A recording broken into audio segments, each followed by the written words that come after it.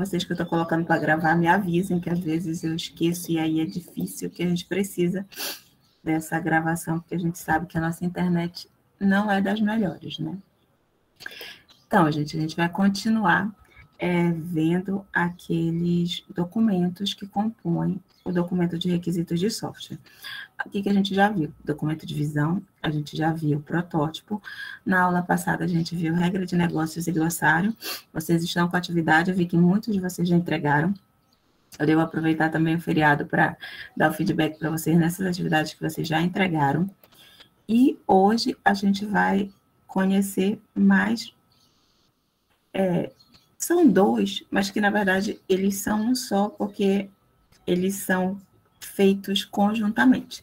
Então, quais são os documentos de requisitos que a gente vai ver na aula de hoje?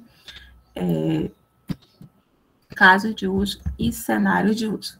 Então, dando a sequência da documentação de requisitos que a gente está construindo, a gente vai seguir ainda naquele mesmo ritmo, onde a gente vai conhecer esses documentos e vocês vão fazer esses documentos. Na verdade, esse aqui não é bem um documento, eu vou mostrar para vocês como vocês vão fazer, mas esse não chega a ter um template como os outros. Mas eu vou mostrar os slides exemplificando como eu espero que vocês entreguem essa documentação. E aí, a gente já vai estar quase chegando ao fim nessa primeira fase, que é a documentação de requisitos. A gente vai ver hoje casos de uso e cenários de uso. Na próxima aula, a gente vai ver requisitos não funcionais.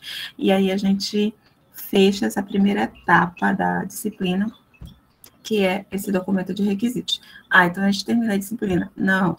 Depois, quando a gente finalizar isso, a gente vai ter a segunda avaliação, onde vocês vão escolher um sistema, e eu já estou adiantando, porque você já pode até ir pensando, vocês vão escolher um problema, vocês vão propor um sistema, vocês vão fazer a documentação dele, e esse é o segundo trabalho da disciplina e é o maior dos trabalhos. Depois disso, a gente vai ver a parte de requisitos ágeis. Por quê? Existem duas formas hoje de fazer requisitos. Essa forma tradicional que nós estamos vendo, e que é a forma mais comum, e que vocês vão ver muitos sistemas tendo sido documentados dessa forma, mas existe uma forma que a gente chama de documentação ágil de requisitos, que é uma forma mais simplificada de documentar, que é adequada para alguns sistemas mais simples. Então, o que vocês já devem ter percebido? Que essa documentação é extensa, que é necessário fazer vários documentos para entregar para o cliente. Só que se vocês estiverem fazendo um sistema mais simples, por exemplo, vocês tiveram a ideia de fazer um aplicativo simples, mas que vocês acham que tem probabilidade de ser muito aceito, e aí vocês não vão passar um tempão documentando o sistema, até porque são vocês mesmos tiveram a ideia, vocês mesmos vão fazer o sistema. Aí, nesse caso, não tem essa necessidade tão grande de fazer essa vasta documentação de requisitos. Aí, a ideia é que vocês façam uma documentação mais simplificada, e é o que a gente vai ver mais para frente na disciplina. Por enquanto, a gente vai ficar com essa documentação aqui, que é a documentação tradicional, certinho? Então, vamos lá, fechar aqui a câmera para ficar menos pesado, já que a gente vai iniciar agora a parte teórica da disciplina. Bom, hoje, o objetivo é que vocês conheçam o que é um caso de uso. Para fazer esse caso de uso, a gente vai utilizar uma notação chamada UML, que é a linguagem de modelagem unificada. O que é essa linguagem de modelagem unificada?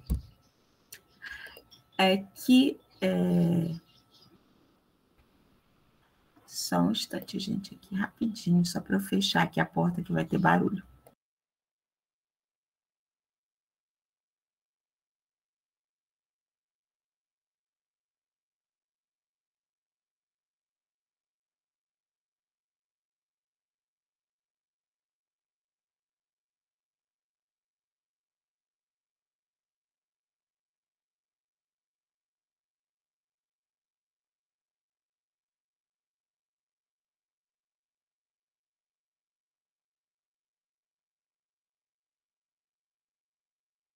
Pronto. para evitar barulho. Então, voltando, a gente vai conhecer hoje o diagrama de caso de uso, e esse diagrama de caso de uso, ele é feito ele é feito utilizando essa linguagem de modelagem unificada, que é o ML. Essa linguagem é uma notação, e a gente diz que é uma linguagem de modelagem unificada, porque essa forma de representar requisitos é uma forma universal. Sendo uma forma universal, tanto faz se você estiver aqui no Brasil, como se você estiver no Japão, nos Estados Unidos, essa vai ser a forma de representar requisitos. Então, por isso que ela é chamada de uma linguagem de modelagem unificada. É uma forma visual, são gráficos que a gente vai já conhecer, que representam de uma forma simplificada requisitos. Junto com essa forma de representar, a gente vai ver o cenário de uso, que o cenário de uso é uma descrição do passo a passo da funcionalidade em português padrão mesmo. E aí, o que seria esses casos de uso? A gente tem uma anotação para representar os principais itens de um requisito. O principal item de um requisito é a funcionalidade. E o que é essa funcionalidade? É uma sequência de ações que são feitas pelo sistema que geram resultado. Então, se a gente pensar enviar foto no WhatsApp, é uma funcionalidade. Enviar documento, enviar mensagem, ou lá no sistema que vocês estão documentando, fazer uma notificação de um caso de Covid, ou cadastrar uma pessoa que acessou um determinado local. Tudo isso são funcionalidades. Na linguagem de modelagem unificada, cada funcionalidade ela é representada por um círculo como esse. Isso representa uma funcionalidade dentro da linguagem de modelagem unificada. E ainda, nessa linguagem de modelagem unificada, quem é que acessa uma funcionalidade? Quem interage com o sistema. No geral, é uma pessoa fora do sistema, né, que interage com ele, e dentro da linguagem modificada é o ator, que é representado aqui por essa pessoa dessa forma aqui. Quem é? São os usuários. Então, se a gente estiver falando do sistema de vocês, provavelmente deve ter dois usuários principais, o administrador e o usuário, cliente que utiliza o sistema. Se a gente estiver falando do SIGA, por exemplo, quem são os usuários? Vou ter usuário aluno, vou ter usuário professor, vou ter usuário coordenador de curso. Então, todos esses são atores do sistema, que são representados na OML como se fosse esse bonequinho aqui. Então, a OML basicamente representa requisitos dessa forma, utilizando o diagrama de caso de uso. Eu tenho um ator que acessa a funcionalidade. Aí, vocês devem ter notado que tem essa setinha aqui, né? Uma está com uma direção, a outra está com a direção contrária. O que significa? Significa que é a ordem que esse sistema é utilizado. Por exemplo, se o emissor acessa a funcionalidade, a setinha vai ter essa direção. Se a funcionalidade provê algo para o ator, aí a funcionalidade vai ter a direção contrária. O que é mais comum é essa aqui. Por exemplo, enviar mensagem, enviar foto, enviar arquivo, todos teriam essa mesma direção aqui. Esse aqui é o contrário, quando a funcionalidade devolve algo por ator. Por exemplo, a gente faz a consulta da nossa conta corrente e aí recebe em papel o extrato da conta. Então, essa funcionalidade lá do caixa eletrônico de emitir o extrato, ou emitir o saldo bancário, aí poderia ter essa direção aqui, ao contrário. Por quê? Porque é o sistema devolvendo algo por ator. Então, no geral, a representação de um caso de uso é isso, é um ator, né, que é representado assim, acessando uma funcionalidade. Dentro dessa funcionalidade, eu tenho um passo a passo. Então, eu só considero, e aqui é importante a gente entender isso, que a funcionalidade, ela é sempre um conjunto de passos. Eu não vou criar um caso de uso para um passo só. Por exemplo, se eu tiver um único passo, quando eu vou no caixa eletrônico, e eu vou sacar dinheiro, eu tenho que fazer um conjunto de passos ali, né? Eu coloco o cartão, eu coloco a senha, essa minha senha é validada, eu peço o valor, é consultado se na minha conta tem aquele valor, se tiver, o caixa eletrônico me fornece o dinheiro. Isso é considerado uma funcionalidade. Por quê? Porque é um conjunto de passos ali dentro. O simples fato de eu colocar lá informar a senha não é uma funcionalidade, porque eu informo a senha, mas não acontece nada. A funcionalidade, ela é tudo aquilo que é um conjunto de passos e quando ele é executado, devolve algo para o ator ou devolve algo para o usuário. Então, exemplo de caso de uso.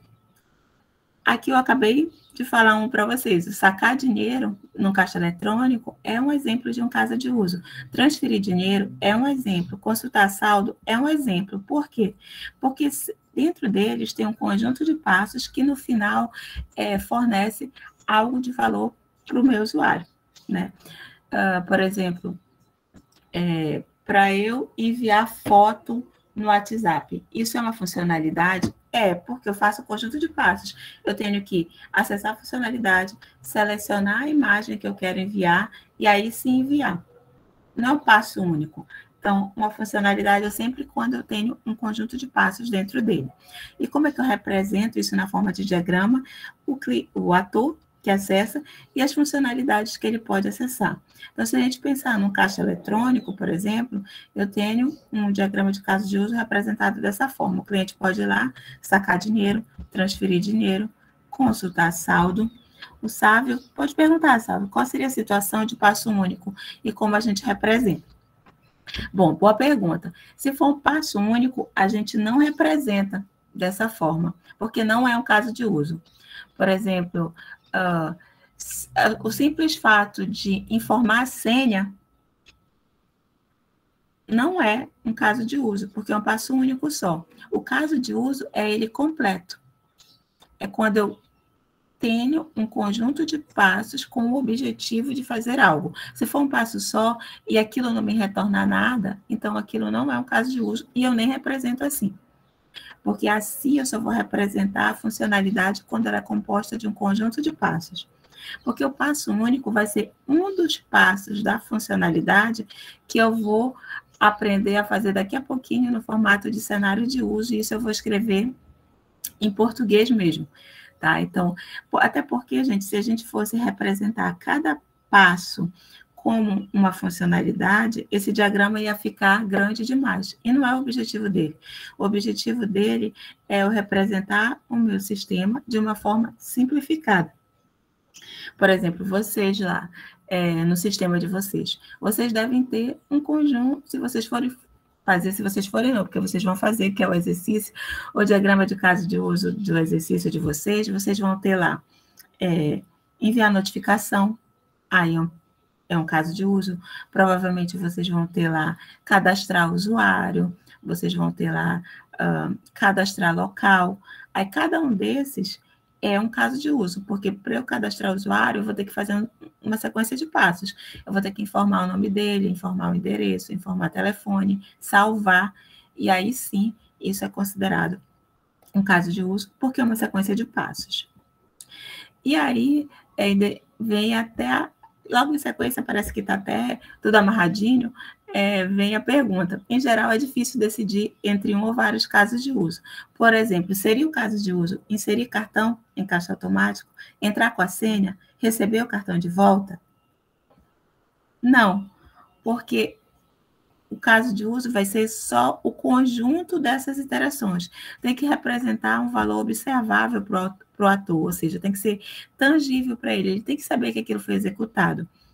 Então, um caso de uso sempre vai ser quando ele satisfaz um objetivo particular de um ator.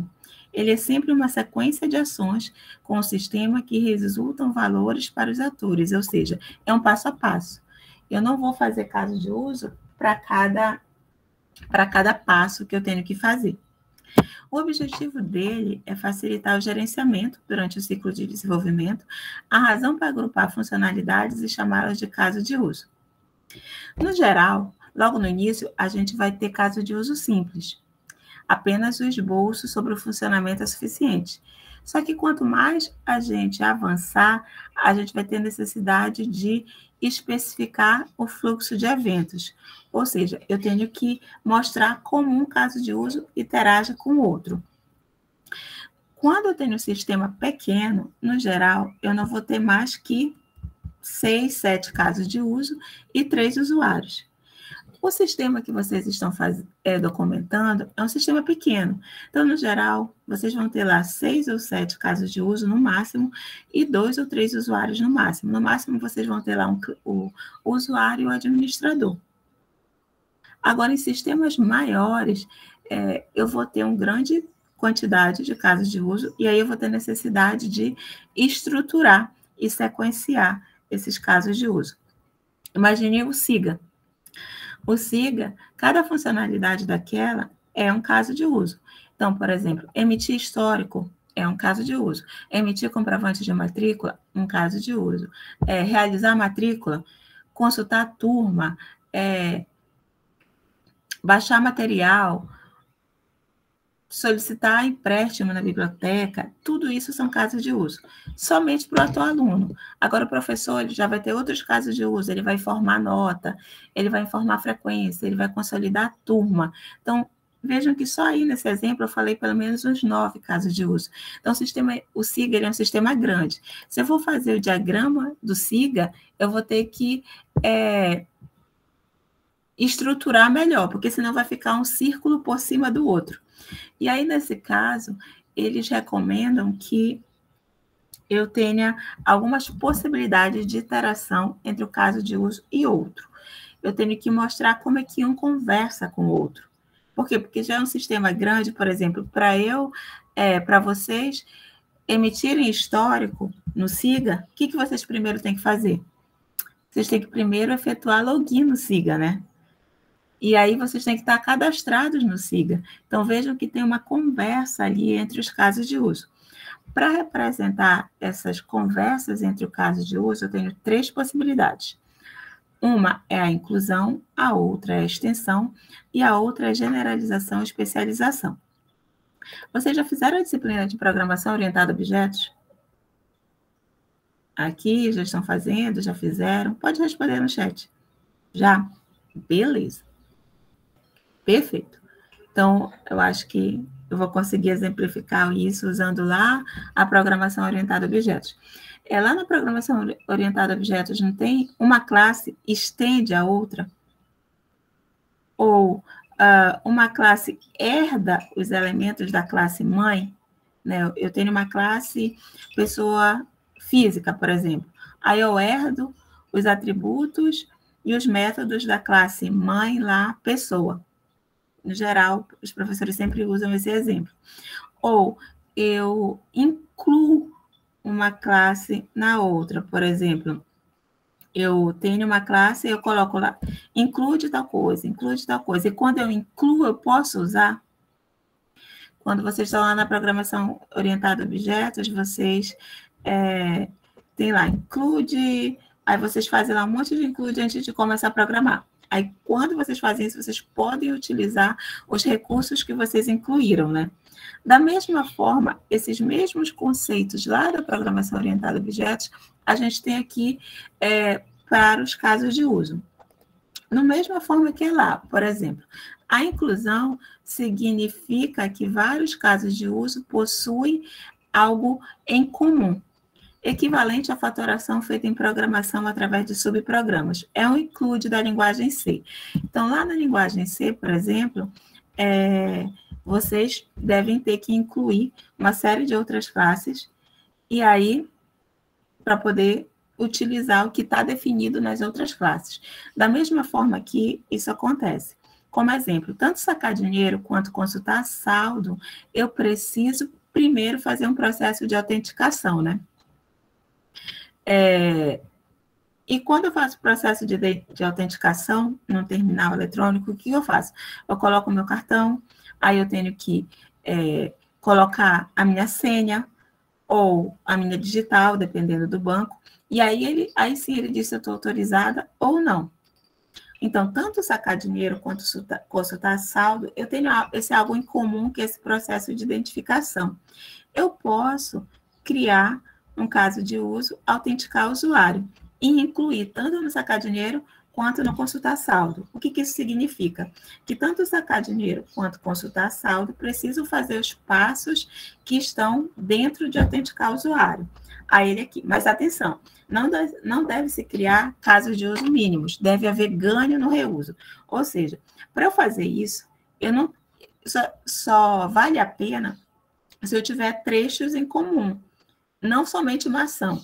Autenticar o usuário é uma sequência de passos, né? Eu preciso primeiro colocar o cartão, depois eu preciso informar minha senha, dependendo do banco, eu tenho que fazer uma autenticação digital ou não, e aí eu tenho um conjunto de passos. Aí vale a pena trabalhar com isso. Agora, se for somente um passo em comum, aí não vale a pena, é caso de uso mínimo, e aí isso não vale a pena para fazer. Mas me mostre o exemplo.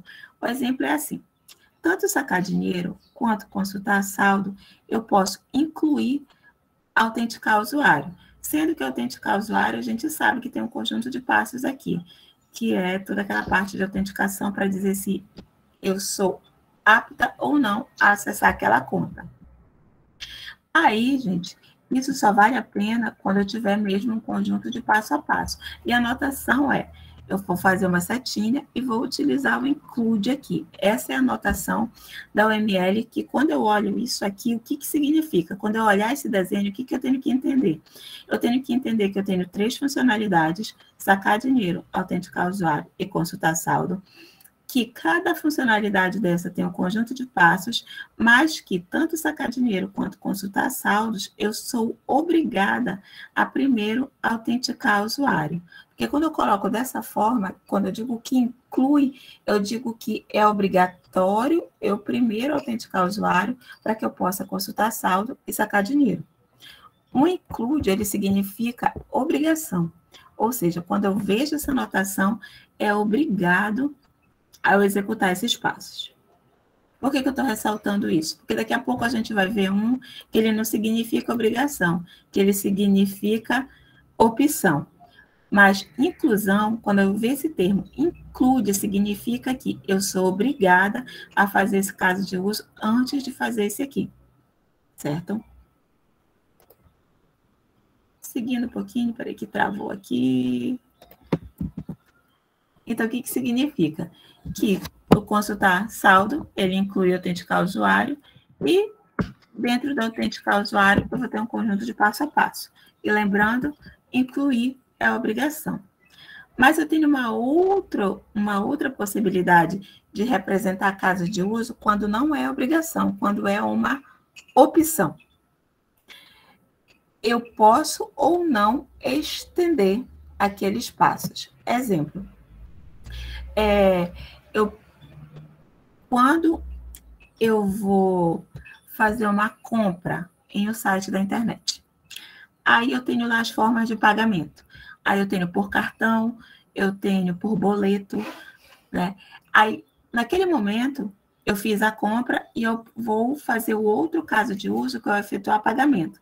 Só que dentro desse efetuar pagamento, eu posso tanto efetuar pagamento por cartão ou por boleto. É opcional. Eu não sou obrigada a fazer um dos dois. Eu tenho a opção de fazer um dos dois. E aí, nesse caso, eu tenho o que a gente chama na UML de extensão, que é o extend. Ou seja, ele tem a opção ou não de fazer aquele caso de uso.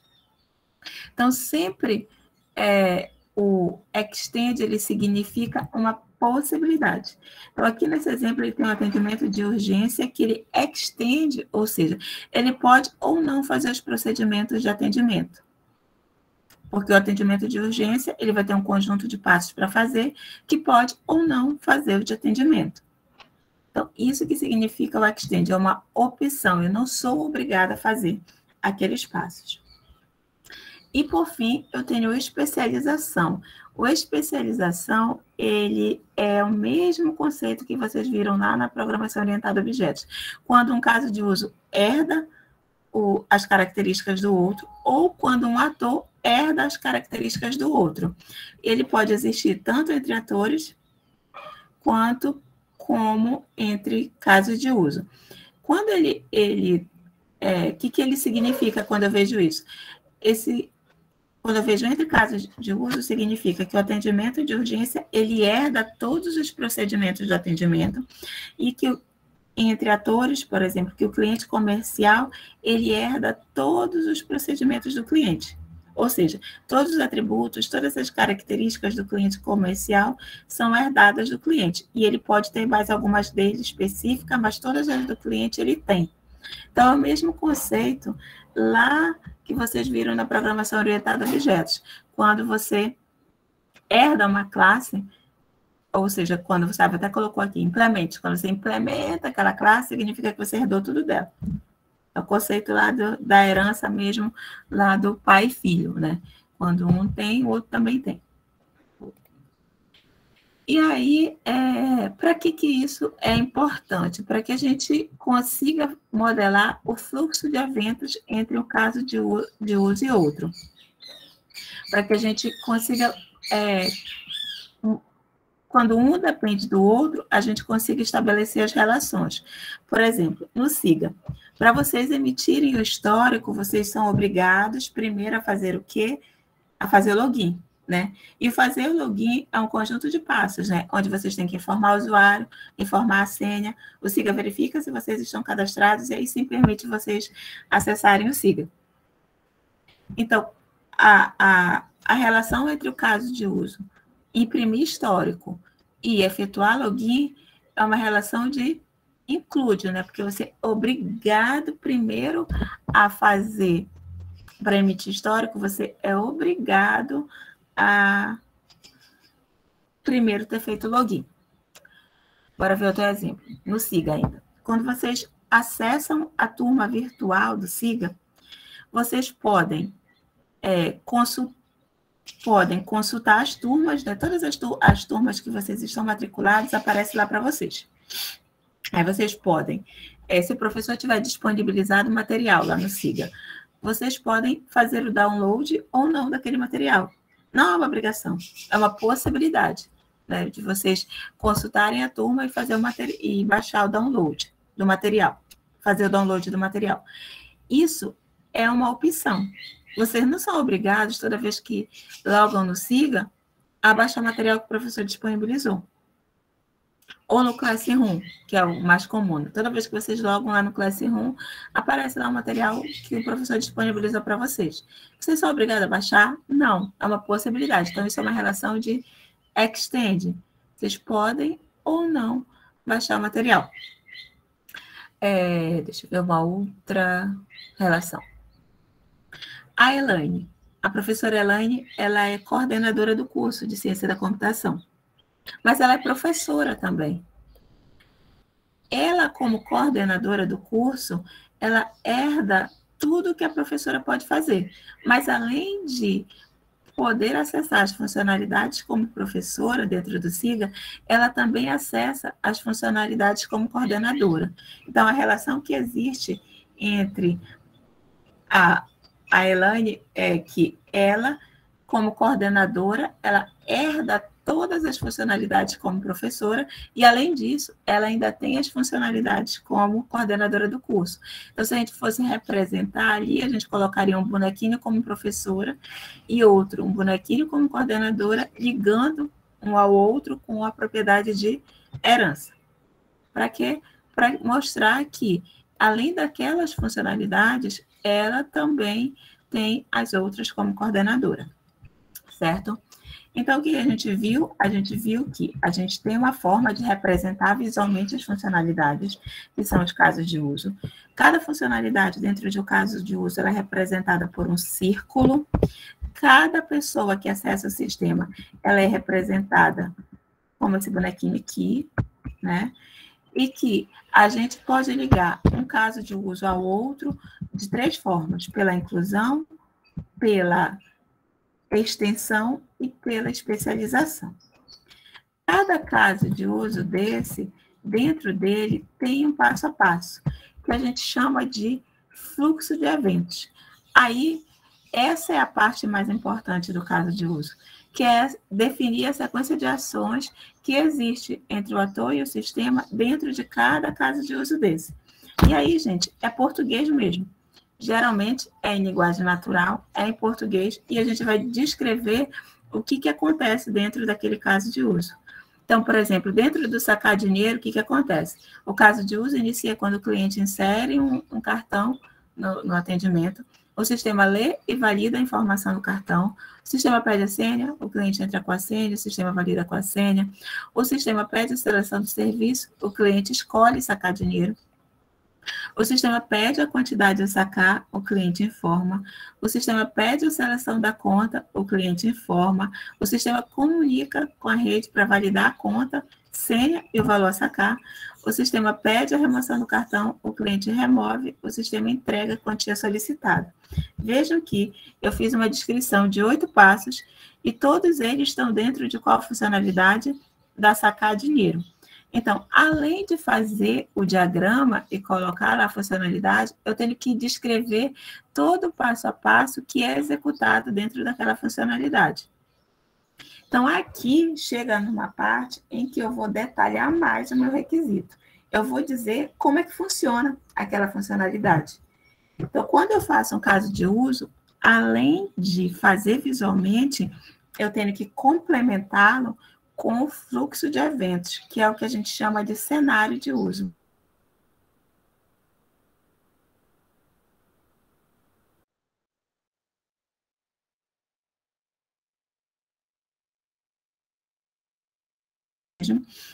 E como é que eu faço essa documentação? Nesse formato,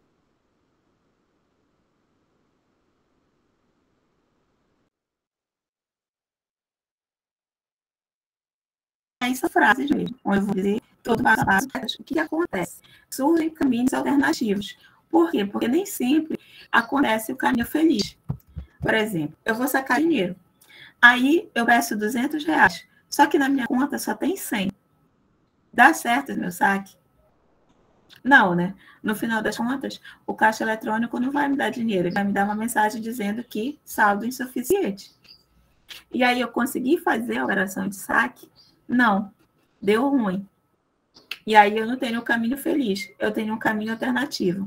Qual é o caminho alternativo? É quando eu não tenho saldo suficiente. Ou, por exemplo, quando ele me pediu a senha, eu coloquei a senha errada.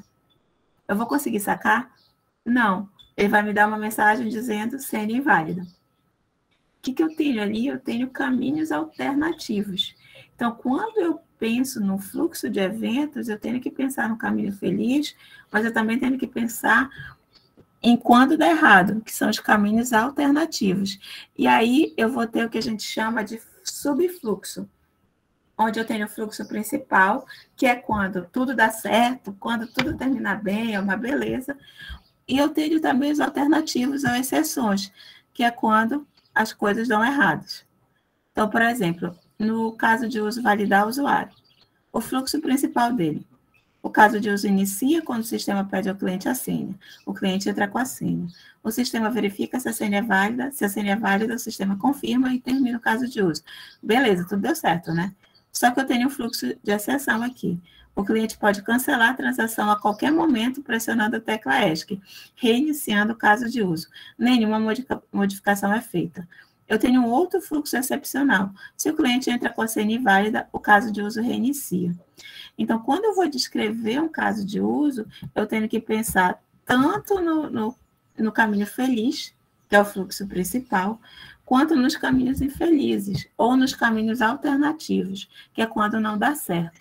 Então, por exemplo, lá no sacar dinheiro, se vocês fossem descrever o sacar dinheiro, aqueles 8 passos que eu li ali, seria o fluxo principal. Só que se vocês fossem pensar no fluxo alternativo, vocês poderiam pensar em não tem dinheiro na conta, né? Ou o mesmo transferir dinheiro. Pode ser que dê um problema de não ter dinheiro na minha conta suficiente para fazer transferência, ou eu digitei a conta errada da pessoa que vai receber, e aí ele não consegue encontrar, e em vez de ele fazer a transferência, ele me dá uma mensagem de alerta dizendo que a conta que eu cadastrei é incorreta. Então, vejam que eu tenho possibilidades de dar errado, certo? E aí, essas possibilidades de dar errado são o que a gente chama de fluxo de exceção. Então, vejam aqui que chegou o momento de pensar em todo o detalhamento do sistema, em como ele de fato vai funcionar. É aqui que a gente vai prever o caminho feliz e que a gente vai prever os caminhos infelizes, as mensagens de erro que aparecem no sistema quando as coisas não dão certo. Então, vejam que, antes do sistema existir, eu tenho que prever como é que ele vai ser. Eu tenho que documentar isso. E como é que eu faço isso? Através dos cenários de uso. Então, antes, por exemplo, do WhatsApp existir, existe toda uma documentação dizendo como é que ele funciona. Aquelas mensagens que aparecem, aquele fluxo de eventos que existe, é todo definido nesse documento chamado cenário de uso. Ficou claro que é o tal do cenário de uso? É a gente documentar todo o passo a passo de como é que o sistema vai se comportar.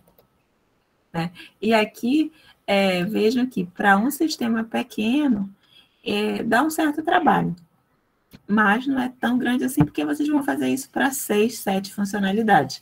Agora, para sistemas grandes, essa documentação aqui, ela fica bem excessiva, porque tem que pensar em todos os pormenores. Os sistemas dos caixas eletrônicos, por trás dele, tem toda uma documentação que especifica todo o comportamento. Aquela mensagem de erro que aparece porque existe uma documentação por trás que diz, quando o usuário não conseguir, vai aparecer a mensagem tal. E é aqui que a gente faz isso. Então, tem toda uma parte de descrever mesmo como é o comportamento de um sistema. E aqui que a gente vai fazer toda a descrição mesmo. Então, vejam como é que funciona. Primeiro, eu faço o diagrama de caso de uso e faço o diagrama de caso de uso geral. Penso em todas as funcionalidades, penso como eles interagem. Aqui é um exemplo de funcionalidades de um banco. Então, eu tenho um cliente que pode ser individual, pode ser corporativo, que ele acessa esse conjunto de funcionalidades aqui. Transação do cartão, processamento de fatura, reaconselhamento de transações, gerenciamento da conta. Essa transação do cartão, o cliente aciona, mas eu tenho a instituição aqui por trás. Aí eu tenho que pensar em todos os atores que se relacionam em todas as funcionalidades. Depois, para cada uma dessas funcionalidades, eu tenho que descrever como é que ela funciona. Então, eu vou ter uma descrição de como é que funciona a transação do cartão, de como é que funciona o processamento de uma fatura, qual é o passo a passo por trás disso, certo? E, professor, onde é que eu desenho esses bonequinhos aqui, esses diagramas? Aqui tem uma listagem de ferramentas online gratuitas, onde vocês podem fazer esses diagramas. O próprio Draw.io, onde alguns utilizaram para fazer o protótipo, ele também tem a possibilidade de fazer caso de uso. Tem um conjunto aqui, e se vocês colocarem lá no Google, ferramentas para caso de uso, vai vir um monte. Tem uma série de ferramentas que vocês podem utilizar, que são para fazer esses bonequinhos. Ah, professora, eu não quero fazer ferramenta, não quero usar nenhuma dessas, eu quero fazer no PowerPoint. Pode fazer, não tem problema nenhum. Vai dar um pouquinho mais de trabalho, mas dá para fazer também. Agora, nessas ferramentas, é mais fácil que você só arrasta, né? Mais fácil do que fazendo Ctrl+C, Ctrl+V, mas dá para fazer. E aí, eu deixo aqui para vocês, antes da atividade prática, exemplos de casos de uso, de como eu imagino que vocês podem fazer para entregar os casos de uso e cenários de uso do sistema de vocês. Aqui, no formato mesmo de um PowerPoint, eu coloquei aqui o exemplo de gerenciar posto de saúde. Não é um exemplo lá do sistema de vocês, eu sei disso. Mas também, se eu fizesse, já ia estar pronto o exercício de vocês, né? Então, eu tenho um exemplo aqui que o administrador, ele gerencia posto de saúde. Qual é o fluxo principal? É quando ele quer inserir um novo posto. Então, o que ele faz? Ele loga no sistema, exibe a listagem de posto. Aqui sou eu descrevendo como eu imagino que seja esse sistema. E aí aparecem as opções para editar, excluir, editar, excluir, inserir. O administrador seleciona a opção de inserir, exibe a tela de cadastro, preenche as informações, seleciona a opção salvar, o sistema salva o novo posto de saúde. Esse aqui foi o meu principal. Só que tem uma alternativa aqui, que em vez de ele inserir, ele pode querer editar. Aí eu escrevo aqui. Se ele quiser excluir, beleza, faltou eu fazer, mas ele poderia ter um fluxo alternativo de excluir. Além disso, poderia dar um erro no momento da inserção, né? Ele tinha um campo obrigatório que ele não preencheu. Aí eu teria que fazer um fluxo alternativo do erro do cadastro também. Então, veja que para caso de uso, eu tenho que pensar no que vai dar certo, mas eu tenho que pensar em todas as possibilidades de dar errado. Professora, como é que eu vou descrever essa tela aqui, que eu não sei nem como é? Vocês sabem, porque vocês já fizeram um protótipo. Então, vocês podem olhar lá para o protótipo de vocês, onde vocês desenharam como vai ser a tela, para fazer a descrição de como é que ela funciona agora. Aqui um outro exemplo de um sistema emitir carteira de vacinação. Aí eu tenho aqui, ó, emitir, o paciente loga no sistema, apresenta a tela, seleciona a opção de emitir, o sistema emite a carteira, o paciente seleciona a opção desejada, o sistema atende a requisição do cliente. Beleza, eu fiz aqui só o fluxo principal, mas certamente precisa de um fluxo alternativo aqui do erro, né? Se, por exemplo, ele seleciona a opção de emitir carteira e não tem a carteira dele. Ou eu disse aqui que ele loga no sistema, estou pressupondo que ele tem um cadastro, mas pode ser que ele digite a senha errada. Eu preciso de um fluxo alternativo aqui, dizendo que a senha está errada. Então, eu fiz aqui só o principal para mostrar para vocês. O de vocês, que é esse exercício aqui, seguindo o modelo apresentado nos slides anteriores, construir casos de uso e descrever em passos os principais casos da sua aplicação. Professora, eu preciso fazer todos os casos da minha aplicação lá, vai ser muita coisa, vai ficar muito grande. Não precisa fazer para tudo. Precisa fazer para os principais. Por exemplo, quais são os principais? São as telas que vocês fizeram. Provavelmente, vocês devem ter umas 4 ou 5 telas, que são os casos de usos principais lá. Cadastrar o usuário, cadastrar o local, a enviar mensagem de novo caso de COVID. Esses são os casos de uso principais. Esses eu quero que vocês detalhem aqui nesse formato. Senhora, estou com dúvida, não entendi nada desse negócio de caso de uso. O que tem a ver o caso de uso com a minha tela? Gente, aqui, provavelmente, cada funcionalidade dessa aqui que vocês vão representar dessa forma é uma tela de vocês. Provavelmente, vocês vão ter aqui o cadastro de uso, o caso de uso, cadastrar usuário. É uma tela que vocês prototiparam lá. Eu vou ter um outro que é cadastrar notificação. É uma tela que vocês prototiparam lá. Vocês não vão ter mais casos de uso do que vocês têm tela. No geral, cada caso de uso representa uma tela daquela. Só que agora eu tenho que pensar como é que vai ser a interação entre o meu usuário e o sistema. E aí eu vou descrever no formato de passo a passo. Então, esse formato visual aqui é o caso de uso. Esse formato em passo a passo é o cenário de uso, onde eu descrevo como é que funciona esse item aqui. Então, como é que funciona esse emitir carteira de vacinação? É isso aqui, é esse passo a passo aqui. Então, é isso que eu peço para vocês, que vocês façam esse cenário para cada um das funcionalidades do sistema de vocês. Tá? Ficou claro? Estão com dúvida? Entenderam? Vocês estão muito calados. Estão aí? Aí vocês podem questionar, já que vocês não querem questionar. Professora, mas é muito trabalhoso isso para sistemas grandes. Sim. Sistemas maiores, por exemplo, se eu passasse o exercício para vocês fazerem esses casos de uso do SIGA, só do módulo que vocês acessam, vocês fariam muitos e muitos slides. Então, sistemas grandes, gente, dá trabalho fazer essa documentação. Se vocês forem pensar em todos os casos de uso de um caixa eletrônico, é bastante trabalhoso, mas é a atividade do analista de requisitos, é fazer isso também. E essa parte que a gente viu hoje é uma das partes que mais dá trabalho na documentação de requisitos, porque vocês devem ter percebido que fazer aquele documento de visão é tranquilo, né? Fazer os protótipos das telas, ok. Fazer regra de negócio também não é tão pesado. Agora, aqui não. Aqui já é um trabalho maior.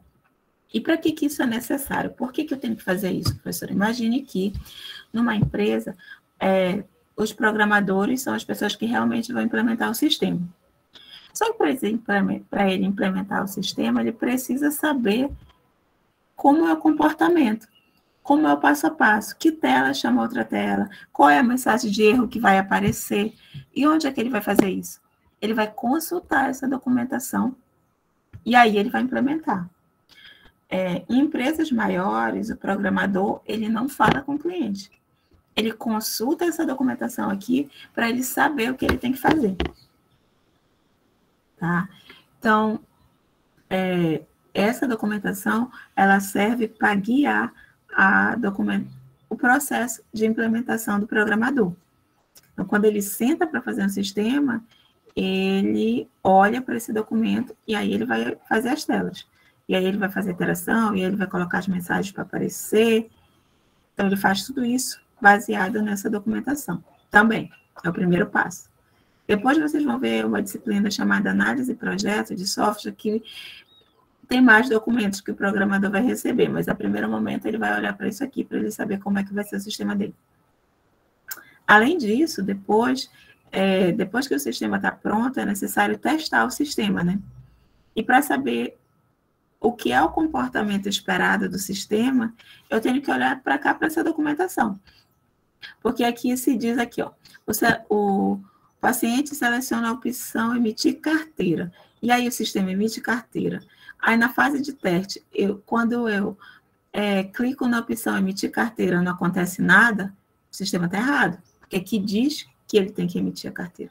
Então, quando eu vou testar, eu volto de novo para esses documentos de caso de uso, para ver qual é o comportamento esperado do sistema. É por isso que ele precisa ser bem específico mesmo, porque vai ser um documento que vai guiar tanto o programador quanto o testador, para dizer o que esse sistema realmente faz tudo que ele prometeu fazer. Certo? Então, esse talvez seja o documento mais trabalhoso aqui que vocês vão ter que fazer na disciplina, tá? Então, é isso, gente. A aula é essa, já está lá no nosso Classroom. Esses slides também já está a atividade criada.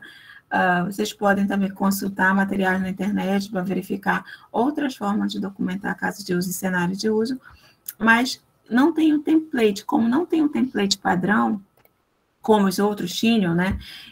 Eu recomendo que vocês utilizem esse formato aqui. Pode ser documento do Word, pode ser um PowerPoint, mas nesse formato aqui, tá? Então, é isso, gente. 1 horinha de conteúdo, tarefa, e aí vocês já podem ir para o feriadão, né? Segunda, terça, mas não esqueça que tem essa tarefa para sábado que vem. Tá bom? Então tá, um bom dia para vocês. Professora, só uma pergunta. Pronto. Faltava a pergunta, diga lá. Então, eu estava vendo e tem alguma metodologia, algum movimento que segue esses padrões aí? Porque eu vejo que, pelo menos, Ágil não segue muito essa linha, né? Não. É muito diferente. Ágil, ele segue história de usuário, que é o que a gente vai ver nas próximas aulas. Aí, o Ágil, ele não segue, só que todas as empresas usam a metodologia Ágil? Não. Muitas empresas usam um processo tradicional de desenvolvimento. E o processo tradicional de desenvolvimento é esse aqui. O Ágil, o que o Ágil disse? O pessoal do processo Ágil olhou e disse, é muita documentação. É muita documentação em pouco sistema, a gente passa muito tempo documentando, a gente não vai passar tanto tempo documentando assim. A gente vai simplificar isso, a gente vai criar umas histórias de usuário e aí a gente já vai programar. Foi isso que o processo ágil fez? Ele disse, olha, isso aqui... Vocês estão vendo que dá trabalho fazer essa documentação, né? Então, houve um manifesto ágil e disse assim, olha, é muito papel e pouco sistema.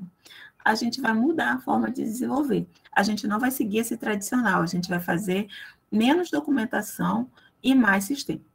É esse que é o lema do processo ágil. Acontece que para muitos desenvolvimentos está correto, isso não é necessário tanta documentação assim. Agora, para outros, é necessário. Imagine o sistema bancário. Imagine agora o sistema do Pix, lá do Banco Central, que todos os bancos usam. É preciso que ele esteja muito bem documentado para que, se alguma coisa aconteça de errado, olhe-se o documento e diga, ok, esse sistema está funcionando de acordo com o documento ou não está funcionando de acordo com o documento.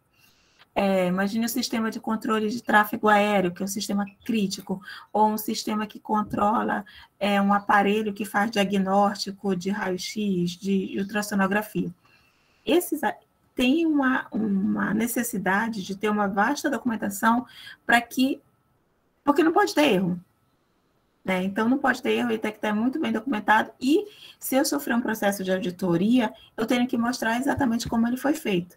Eu não vou mostrar código para a pessoa que está me auditando, porque a pessoa não é programadora, mas eu vou mostrar uma documentação que representa o comportamento do sistema.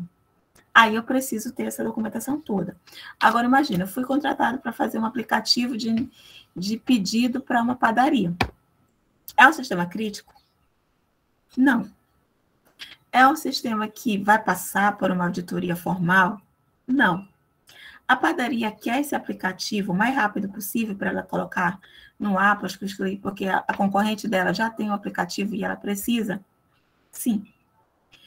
Se eu for passar muito tempo fazendo uma documentação como essa, e eu já, de certa forma, sei como fazer, não é interessante. Aí é mais interessante eu seguir a metodologia ágil, que a gente vai conhecer na disciplina, que vocês vão ver que existe uma forma muito mais simplificada de documentar, que é o que segue a metodologia ágil. Agora, sistemas padrões, sistemas tradicionais, seguem esse aqui, que é a forma tradicional mesmo, que é o ter tudo documentado. Agora, na hora de decidir o que eu vou fazer, vai depender muito do local que eu estou trabalhando, de qual é a minha profissão mesmo, né? Se eu trabalho em uma startup que faz aplicativos e que tem a necessidade de entregar muito mais rápido, provavelmente eles seguem uma metodologia ágil e não vão usar isso aqui, não. Agora, se eu trabalho numa Receita, se eu trabalho numa Polícia Federal, se eu trabalho num órgão maior, mesmo no Google, eu preciso ter uma documentação como essa. E é isso aqui que eles utilizam. Então, isso depende muito mesmo da natureza e do local que eu vou estar trabalhando.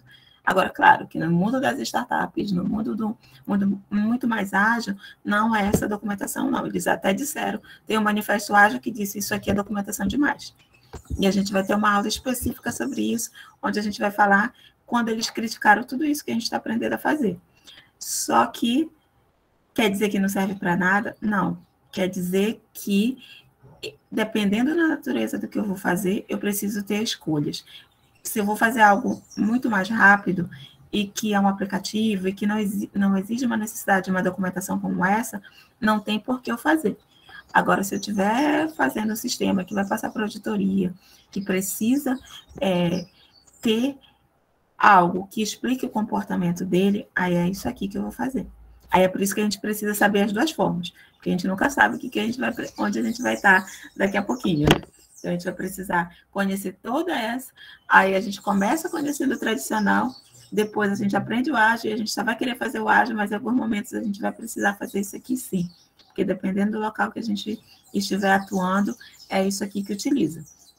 Eu, por exemplo, antes de entrar na UFOPA, eu trabalhei em 2 locais, trabalhei no SERPRO durante 8 anos, e antes trabalhei na Prodep, e era isso aqui que eles utilizavam. Por quê? Porque eram empresas mais tradicionais. Agora, se vocês forem para uma startup, provavelmente não vai ser isso aqui que vocês vão ver, não. Certinho? Obrigada, Lucas, pela pergunta, que é bom para esclarecer mesmo, porque você dá essa impressão, de ninguém usa isso. Não, usa sim. Dependendo de uma empresa que vocês forem trabalhar, usa. Agora, se vocês forem trabalhar em empresas, em startup, provavelmente não.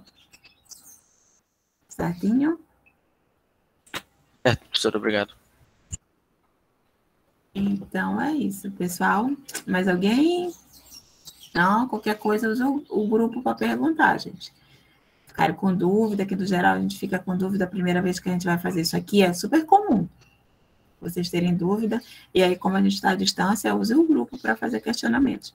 Porque assim, se a gente tivesse em formato tradicional de aula, vocês iam fazer isso na sala de aula mesmo, e aí era mais fácil.